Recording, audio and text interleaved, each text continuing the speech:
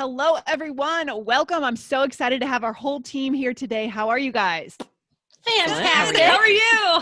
You know, it is so cool that we're able to get the entire All Ears English team together for group conversations, right? I mean, have you guys heard from our students that it can be really hard to listen to groups and get in there with a conversation? Yeah, or just that they don't have the opportunity, right? They can find podcasts. It's usually one or two speakers. And it's hard to find authentic listening practice that isn't scripted, that's more people. Right. Or that isn't, native speakers speaking so fast. So we give you guys something in between. We are teachers. We're teaching you, but we're also giving you very natural group conversations. And conversations go all over the place. They extend off of ideas. They go in different directions. And our students know that. That's what we give you here in our new program called Conversations and Coffee. So to check that out, you get weekly quizzes. Go to allearsenglish.com/fast. But today we're going to give you a little hint of what it's like to listen to 4 exciting voices. Yes. All right, you guys know us here at All Ears English. Okay, today we're talking about white lies. What is a white lie? It's a little lie. Little bitty lie. Not a big one. Cute little lie. Cute little lie. Do you guys think it's okay? So a lie is a little lie. Maybe it doesn't harm anyone, but it's still a lie. And everyone has a different opinion on this. I want to know what you guys think. Is it okay to tell white lies in life? Yes. Aubrey, what do you I'm a hard yes. That answer. She says yes. These are supposed to be like thinkers, Aubrey. My goodness. I'm very curious what you guys think, but I am a hard yes. If you guys listen to one of our recent conversations, I talked about lying to my husband about a surprise birthday party. And I recently lied to my daughter, Georgia. I was at her soccer game and I looked down at my phone and my other daughter was there and they're like, Georgia scored a goal. So I looked up and I was like, great job. And she came over and said, did you see it? And I was like, yes. I did. Great job. Let's totally done that. Yeah, that Not makes about sense. to tell her I missed it. Right. It doesn't There's hurt anyone. times when it's just an easy way out. It's just a means to an end of accomplishing something.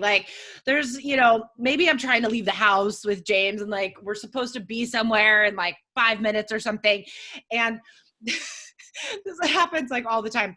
He loves to invent different ways of coming down the stairs. And he really wants to show me all the ways of coming down the stairs. Sometimes it's on his stomach. Sometimes it's one leg is on the banister, the other leg's on the other wall. Aww. And I'm trying to get all the stuff together so we could leave, And then he's like, Mommy, did you see it? I was like, oh yeah, that was amazing. Let's get out of here. Yeah, I love that. So it doesn't really hurt anyone. No one's harmed in that. Or that's kind of a white lie. What do you think, Michelle? Are you throwing around white lies once in a while or what? I mean, I'm sure I do.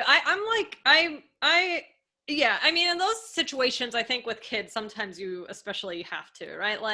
I mean, this is okay. I'll share a story. So, I saw the hesitation. This is my parents lying to me. So, when I was little, I always wanted to take pictures. And this is before digital cameras and phones and everything. I always wanted to, on the family vacations, take the pictures. And film was expensive. So I would always be, I want to take the picture.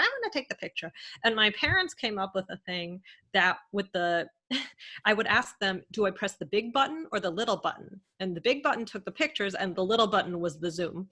So I thought it was some sort of photography thing, they know about how I'm going to get the best shot, because they didn't want me always taking pictures the whole time, because I was being ridiculous. And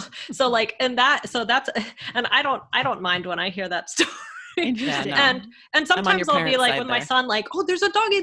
He's 2, so it's a little bit different, but I can see, in other contexts, not with kids, I get really, really uncomfortable with it. It's not that I necessarily think that it's a terrible thing to do, and I know that it happens, but I'm freakishly honest.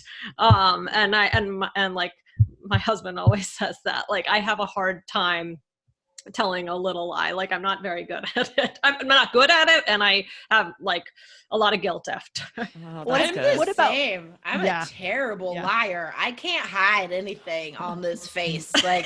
Everybody knows what's happening in my brain and my heart because it's here. It comes out. Right. So if I lie, it's horrible. It's terrible. But then also I feel bad, and then it And then it sticks in my brain for a long time, right? Because I was like, oh, well, but what if I would have said this? And like, I'm like reliving the moment, like feeling bad about it.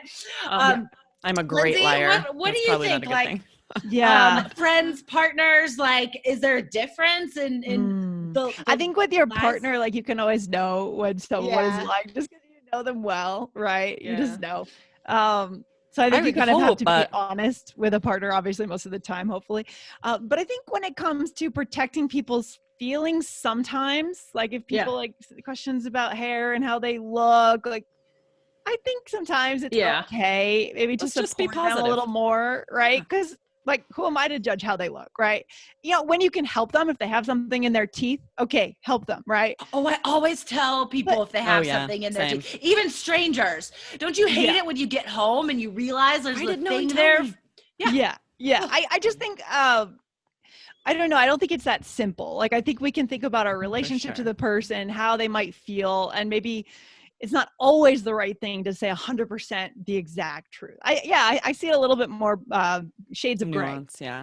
No, that definitely makes sense. If you're trying to like protect the person, kind of in some way, that's different than being like, sorry, I can't hang out at 3 because at 3:15 I have a meeting, and then they see you at lunch with someone else. You know, like that's like a little bit different, and it's purposes for lying, I think. I think we can find a way to be an integrity in the world and not when it comes to protecting people, we can find a way, but it's personal. It's so personal.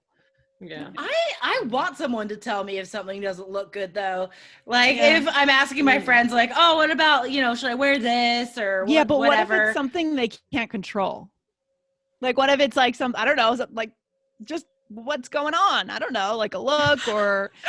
So they're like, something you can't control. They're like, no, your clothes are fine. It's just your face. Like, I know you can't